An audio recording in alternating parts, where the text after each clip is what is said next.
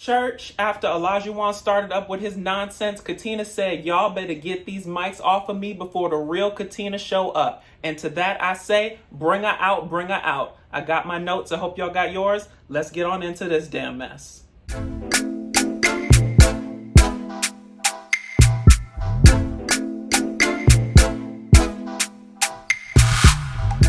All right, y'all, let's jump right on into these hot topics. So first up, Chris is back. Y'all, I was so happy to see Chris. It was such a surprise because I did not expect to see him until like the reunion time frame or whatever, but it was really, really nice to see him. I think one thing that I could definitely say is that he looked happy and he looked at peace, okay? And there is nothing more wonderful than after a tumultuous, horrible situation that you finally get that glow back in your eyes, that you happy, you smiling, you cheesing, and you getting on back with your life. So it was really nice to see Chris. I did not know that he had formed such a close relationship with Mark, that they out here shopping for Mark's anniversary in like a buddy capacity. I think it's wonderful. And how awesome that he's able to get past his situation and be able to be there for Mark in that capacity, to help him through, to reason through, and just to be a listening ear to the drama that's going on in his marriage. So nice to see Chris. Hopefully he'll make some other appearances. But baby, as you know, the other side to that is, you know, Alyssa ain't gonna be making no damn appearances with the girls because ain't nobody featuring her and her nonsense.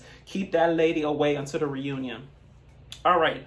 Moving forward, let's talk about, we're finally at the 1 month anniversaries. Y'all, 1 month anniversaries, they're a really good thing to celebrate, okay? And for two reasons. Number one, if you're not in a good place in your relationship, what it does is it serves to create some nostalgia for a happier time, right? Where you were in a better place with your spouse. You had loving feelings, or you had, like feelings, or you had the butterflies in terms of the initial encounter with them. And so it takes you back to that place where you can say, wow, I was happy once upon a time. Let's try to get back to that place, right?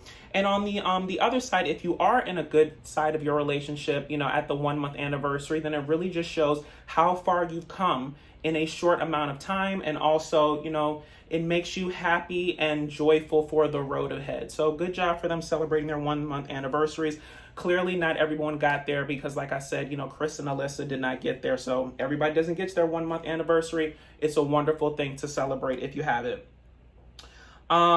And now let's get into this real hot topic, y'all, the dinner party from hell. And we're gonna sort of dissect it in two ways. One, we're just going to talk about the general group event, and then we're also going to talk about it in the capacity of the general couple updates with Katina and Olajuwon. So first off, let's just talk about the dinner party, okay? As y'all know, I'm a fan of them all getting together and sharing commonalities in their relationships, and I feel like it helps them to bond not only with one another, but to see different things in other people's relationships that maybe you could take some nuggets back to your own, right? So great bonding session. But as you all know, I am not a fan of bringing up your personal problems in front of everyone, because I feel that when you bring it up in front of an audience, you open it up to everyone's interpretations and to everyone's opinions, and it can really go left very quickly, which is what we saw at this thing. Now, don't get me wrong. The couples have to share their experiences in a very constructive way from time to time to help each other, figure out where everyone else is in their relationship and if there's any commonalities that they can glean or whatever. But I felt that everyone did it in a very nice way until it came to Katina and Olajuwon. And this is not on Katina at all. This is solely Olajuwon. And y'all, I'm about done with this man. I've tried so hard to be so objective and give him the benefit of the doubt. But honestly, when Maya Angelou said, when someone shows you who they are, believe them the first time, okay? And I think that it's a case where, I'm always a fan of the underdog, right? Someone who might have done bad in the past, has tried to reform their ways and comes back with a new way of thinking, a new of approaching life, right? But it seems to me that the more Olajuwon talks, he talks a good game, but it's not backed up with anything, right? It's a very toxic situation. So let's get into it. So Katina basically says that what she's looking for in the relationship is consistency, which pretty much echoed everyone's sentiments at the table. They all said some iteration of the same thing in terms of we just need consistent communication, consistent behavior, consistent everything in the relationship. And so it gets to Olajuwon. Now, before he even opened his mouth, y'all, we could tell something was fitting to go left, okay? He looked a little bit crazy. His eyes were darting around. He seemed like he had a heaviness on his chest, right? And so we get into it. He starts talking about, we have something to discuss. An incident was brought up. It doesn't portray Katina in the best light, and then he turns to her and is basically like, I could bring this up at the table right now, or we can discuss it later. Okay. This is the problem that I have with it. Okay. It's not the fact that you had an issue, because I feel like, things happen throughout the day with your spouse or, anybody that you're in some sort of a relationship with, friend or otherwise, okay? And it's okay that you have an issue with them, but it's not what you say, it's how you say it and when you say it, okay? There was no constructive reason for you to kind of sprinkle this drama out at the table the way you did, okay?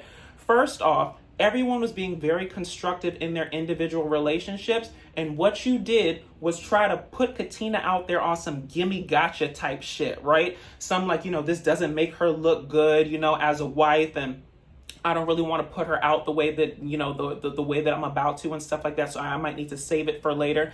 And listen, I'm glad that he asked her and he just didn't blurt it out. But to me, the damage was done by the time you started down the road, okay? Because as you saw, it changed the whole energy in the room.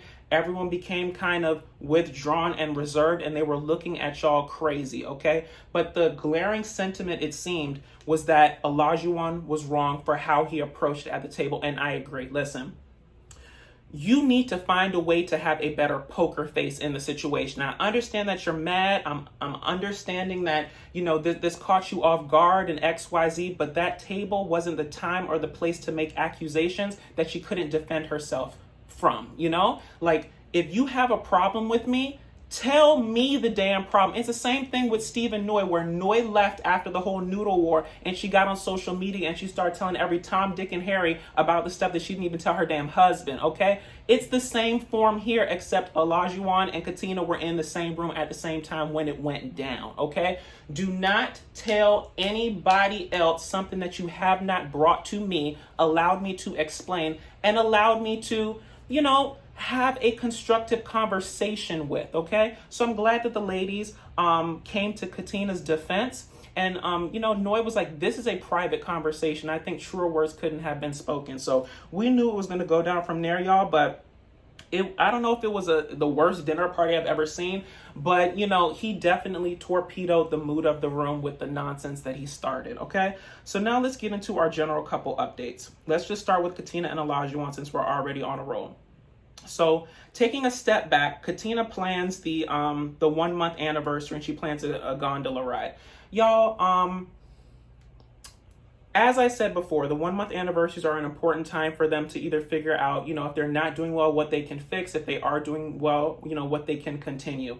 But I did find it interesting that out of all the couples, right, Katina was the only wife who planned the 1 month anniversary for her husband, right? And I think, Olajuwon has been talking a lot about her initiative and her doing nice things for him and, wanting her to basically take the initiative on her own to do things, right? So that he doesn't always have to tell her what to do or what he wants in XYZ. And we'll get to that in a second in terms of, what I think about that.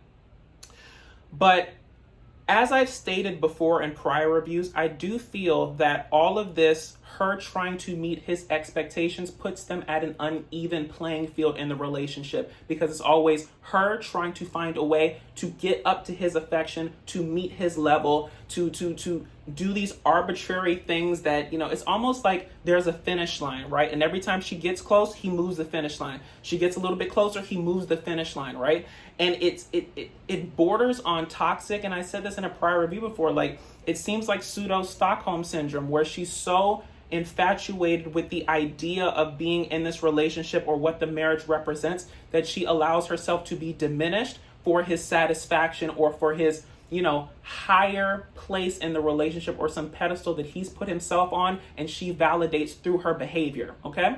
So maybe I'm reading too much into it. Y'all drop down in the comments and let me know, but I really did feel that it was kind of weird that she was the only wife that pretty much planned the whole 1 month anniversary thing. So y'all drop down in the comments and let me know. Now moving on to Olajuwon's blow up over the app situation. Now, At the sit-down dinner, he had alluded to something that Katina did that caused him a whole bunch of stress, struggles, and strife in his chest. We come to find out once they get back to the apartment that Olajuwon's issue centered around when he asked to borrow her phone for something. Apparently, he went scrolling through the phone and he saw a dating app in it, okay?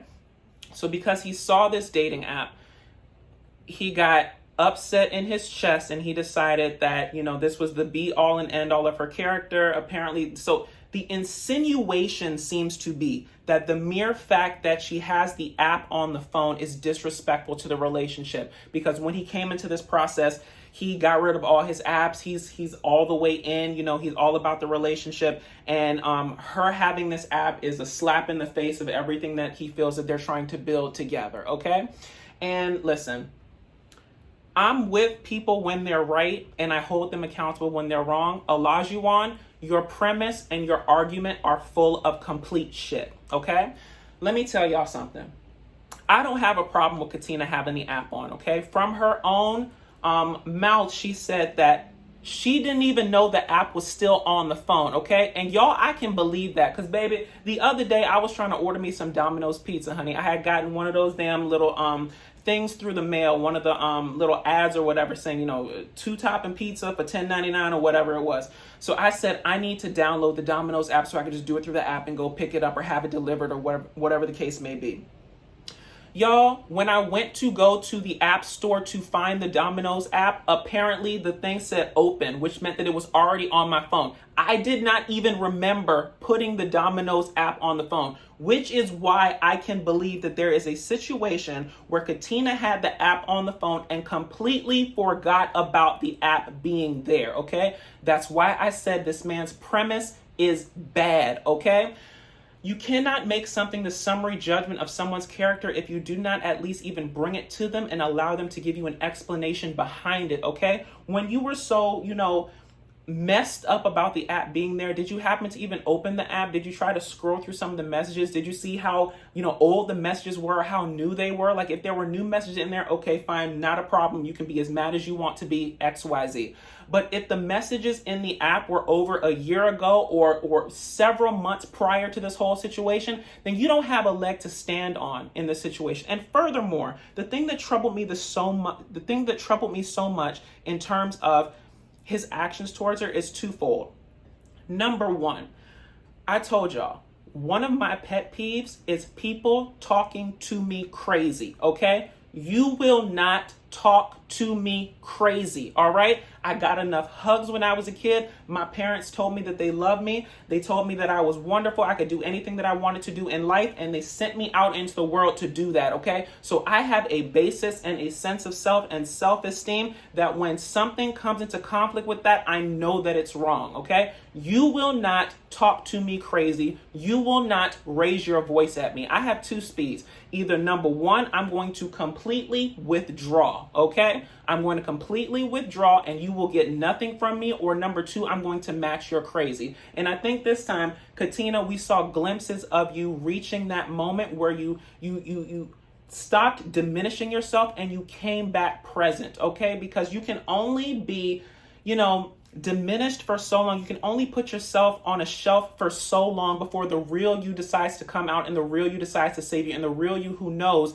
that you have excellent self-esteem, that you are worth something in life, and that people cannot talk to you crazy shows up to protect you. So kudos to Katina for rising up in the situation and realizing that this wasn't something that served her and she shouldn't be talked to crazy. So that's on my first point.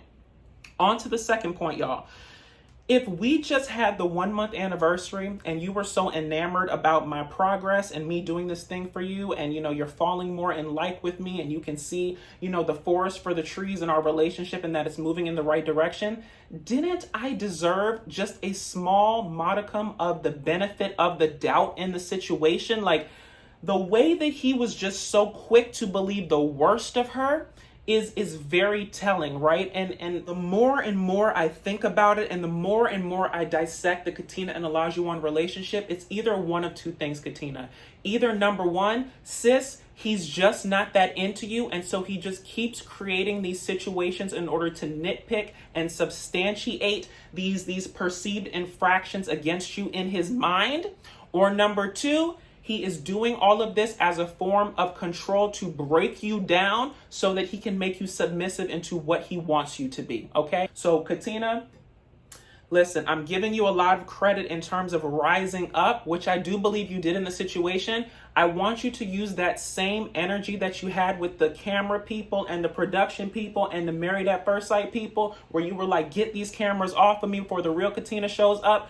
Use that energy, but direct it towards Olajuwon, okay? You need to stand up for yourself in this situation, and I see glimmers of hope in you that the real you is going to come out, the real you is going to save you, and the real you is going to put Olajuwon in his place in terms of what you will and will not accept in a relationship. So kudos to you. Now moving on to Jasmina and Michael, y'all. So Michael planned the 1 month anniversary with a combination of meals and a vow renewal.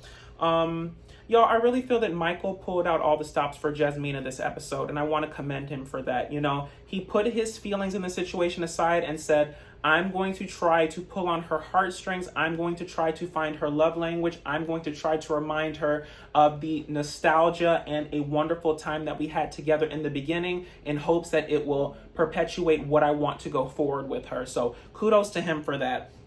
In particular, I really like the vow exercise because, you know, there's a saying that people change every 7 years. And I think it's really applicable to marriage, right? The person that you marry on the first date is not the same person that you're still married to 7 years later. You go through so many changes, so many likes, dislikes, career changes, family changes, society changes, or you just change as a person, or you just grow and develop, right? And so because the Married at First Sight experiment is a very condensed form of a marriage, you have to admit the person that you marry on day 1 is not the same person that you're still married to on day 31. So I thought it was a really great exercise to not only review our prior vows to see where we were at that time, but to write down new vows based on where we are today in light of all the progress and the hardships that we've made. So kudos to him for that.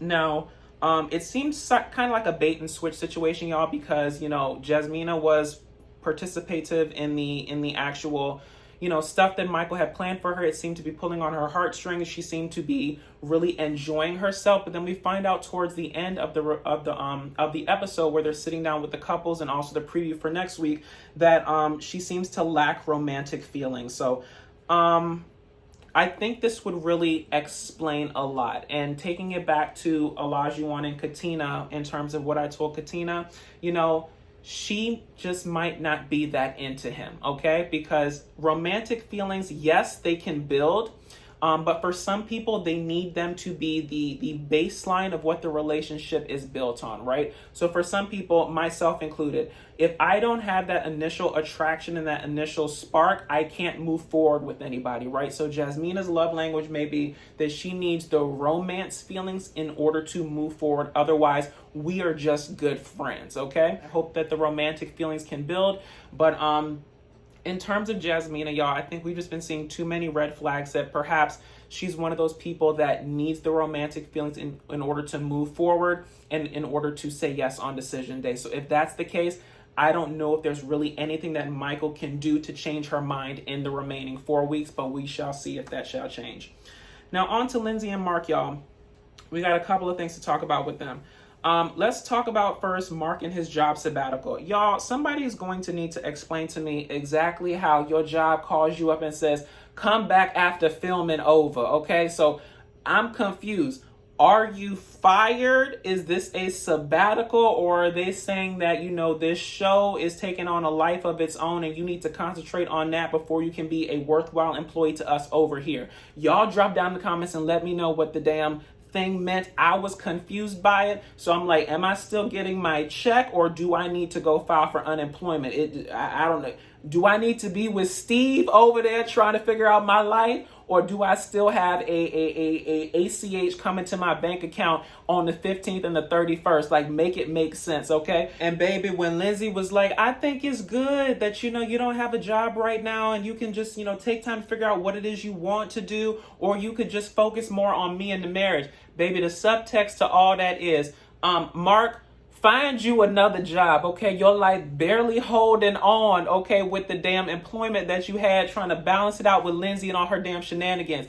If y'all will recall, okay, Since being married to Lindsey, okay, he has lost the relationship with his mother figure. Roaches, rats, and oh my has taken over his apartment. And so now his stuff is over there residing with Lindsey, okay? And his life has had so much stress, struggles, and strife since she came into his life, okay? So listen, that man needs the release of still having a job to go to, if only to clear his head to come back home to deal with you. So absolutely not. Do not stay unemployed so that you can focus on Lindsey all day. In my opinion, yes, it would be great to gain perspective in terms of what you would want to do going forward, but I feel honestly that it would cause so many problems with you being 24/7 in the same room with Lindsey all the time that it wouldn't be worth the damn effort, okay? Moving on from that one. Mark plans the 1-month anniversary and does an outdoors excursion. Y'all, I thought that it was very thoughtful and very nice. I thought that he showed a very big level of introspection in terms of his part in the whole Lindsey and Mark breakdown through the time that they've been on the show. My problem with the whole situation was that, and I've said this before, Mark accepts his wrongs. Lindsey just says thank you, okay? And that's the central issue here. It's the lack of introspection, okay? I understand that you feel that he has done something to you. And, you know, in all honesty, yes, he has played a part in some of the breakdowns that y'all have had, but your ass was there too, okay? So you have things that you can apologize for. This is not the I do everything for the anniversary, you show up, I apologize, and you absolve me like your Jesus, Mary, and Joseph show, okay? There are things that you can be accountable for in this relationship too. You are culpable in some of our breakdowns that we've had, and the fact that you seem so complacent and just being the one that gets apologized to without returning the favor just shows a lack of self-awareness and a lack of being accountable for your own actions, and that's a problem. But that, to me, has been your problem from day one, and I'm hoping that maybe in the next 4 weeks you'll have some introspection lessons or some sort of divine intervention, or Dr. Pepper may show up and help you. But Lindsey, I think you need to start taking accountability for your roles in some of the breakdowns that happen. Otherwise, it's a very uneven playing field if Mark is the one always apologizing and you're just sitting there taking it and saying thank you. Now, moving on to Steve and Noi, y'all. Steve plans the 1-month anniversary, does a gift exchange and a sushi dinner cruise. I thought that was really nice. It seemed honestly that out of all the couples, they seem to be the least problematic this episode, which I'm glad for, because, you know, they were my least problematic couple beforehand, and then they started having those issues that started making them go off the damn rails. So good for them. But tensions clearly rose on conversations concerning finance and employment. Y'all, this is going to be your sticking stone all the time, okay? Until you guys sit down and actually have a worthwhile financial conversation in terms of how you see your life set up, do an actual budget based on your finances and what each person needs to contribute in order for you guys to have the life you want. Everything that you say is just going to be conjecture, right? It's not going to mean anything, okay? And listen, Noi could sit there and talk about how, you know, she loves Steve, she's in love with Steve, and she likes Steve. But something tells me that if it comes to decision day and Steve doesn't, you know, generate some sort of ambition, a plan, or at least a part-time position, mama's going to say no on decision day. Mark my words. So y'all need to have a damn conversation and create a game plan, because marriages break up. You know, there's lots of reasons that they break up, but the top 2 reasons are trust and finances. And listen, to Noi, finances seem to be synonymous with trust. So you are you about to be walking the green mile if y'all don't figure out this issue. She gonna fall out of all that love, like being in love and everything that goes along with that. But y'all, I think that's really all I wanted to say on this episode. So if you liked what I said, please feel free to like, comment, and subscribe. Follow me on all social media at DatDamnDasher. And until next time, y'all, extend the grace to others that you would want them to extend to you. I'll talk to y'all later. Bye.